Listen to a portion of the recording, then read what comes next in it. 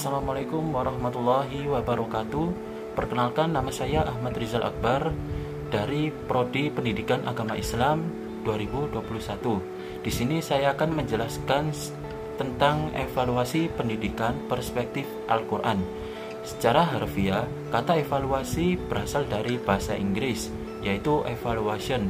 Dalam bahasa Arab yaitu al-takdir, atau di bahasa Indonesianya itu artinya penilaian.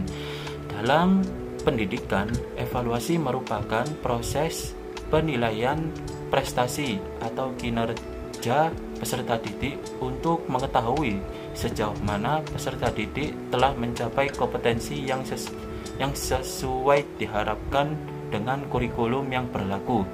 Evaluasi pendidikan dalam perspektif Al-Quran adalah proses penilaian terhadap keberhasilan program pendidikan yang telah dilaksanakan sesuai dengan tujuan dan prinsip yang dapat dalam Al-Quran sebagai sumber utama. Hal ini dilakukan untuk mengetahui apakah program pendidikan tersebut telah berhasil membantu siswa dalam mencapai tujuan pendidikan yang diharapkan, yaitu menjadi insan yang bertakwa kepada Allah Subhanahu wa taala dan memiliki kemampuan yang diperlukan untuk menjalani kehidupan yang sejahtera di dunia dan di akhirat. Evaluasi pendidikan dalam perspektif Al-Quran juga dilakukan untuk mengetahui apakah program pendidikan telah memberikan pemahaman yang benar tentang ajaran Islam dan menanamkan sikap dan perilaku yang sesuai dengan ajaran-ajaran Al-Quran. Dengan demikian, evaluasi pendidikan dalam perspektif Al-Quran merupakan proses yang penting untuk menjalani bahwa program pendidikan yang dilaksanakan dengan tujuan dan prinsip-prinsip yang telah ditetapkan oleh Al-Quran. Evaluasi pendidikan juga memiliki beberapa fungsi. Yang pertama yaitu untuk mengetahui tingkat pemahaman dan penguasaan siswa terhadap materi yang diajarkan.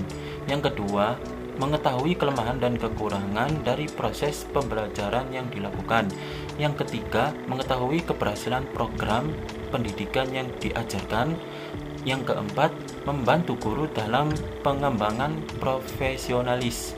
Yang kelima, membantu siswa dalam meningkatkan prestasi. Nah, di dalam evaluasi pendidikan juga memiliki tujuan, yaitu untuk mengetahui sejauh mana pembelajaran yang telah dilakukan sesuai dengan prinsip-prinsip dan ajaran yang terkandung dalam Al-Quran, serta untuk menilai apakah pembelajaran tersebut dapat membantu siswa untuk mengembangkan keimanan dan ketakwaan kepada Allah Subhanahu wa taala. Selain itu, evaluasi pendidikan juga bertujuan untuk memperbaiki dan meningkatkan kualitas sistem pendidikan agar lebih sesuai dengan prinsip-prinsip dan ajaran yang terkandung dalam Al-Quran.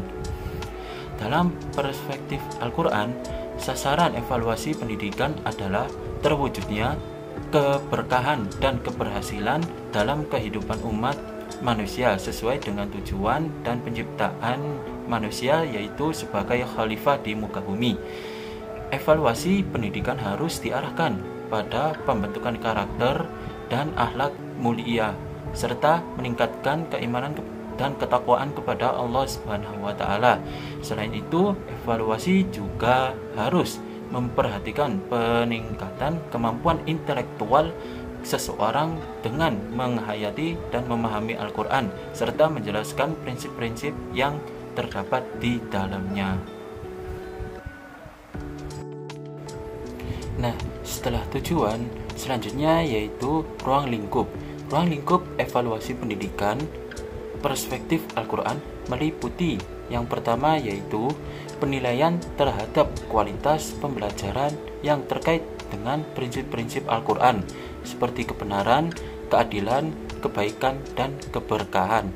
Yang kedua yaitu evaluasi terhadap efektivitas program pendidikan yang mengacu pada tujuan-tujuan Al-Quran seperti peningkatan iman dan takwa kepada Allah Subhanahu wa taala. Yang ketiga yaitu penilaian terhadap keberhasilan siswa dalam memahami dan mempraktekkan ajaran-ajaran dalam kehidupan sehari-hari.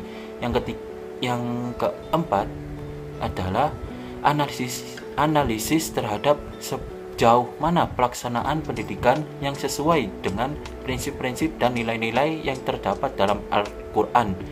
Dan yang terakhir adalah penilaian terhadap keterlibatan siswa dalam kegiatan pendidikan yang terkait dengan Al-Quran, seperti kegiatan berdakwah, membaca Al-Quran, dan mengikuti kegiatan-kegiatan agama yang lainnya. Cukup sekian, apabila ada salah kata saya mohon maaf. Assalamualaikum warahmatullahi wabarakatuh.